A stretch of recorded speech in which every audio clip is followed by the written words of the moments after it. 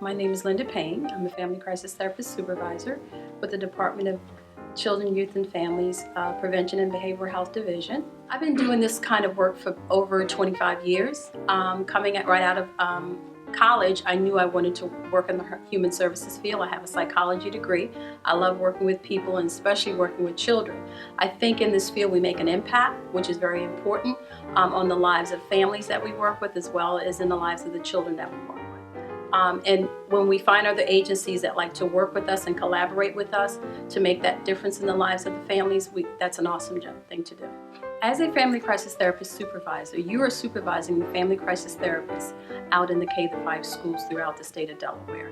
We're responsible for supporting and training and helping the K-5 family crisis therapists.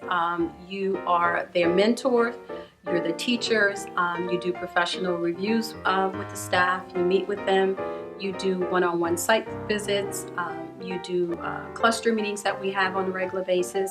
So what you are responsible for doing is that you are there as a support system for the family crisis therapist if there's any cares or concerns that they may have.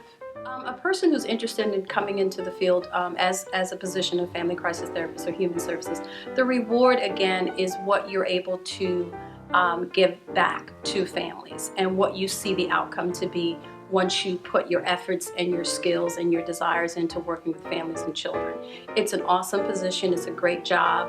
If you could get a smile on someone's face or you can get a parent to say thank you, that's very impactful. You know you've done something, you've made an impact on the lives of somebody.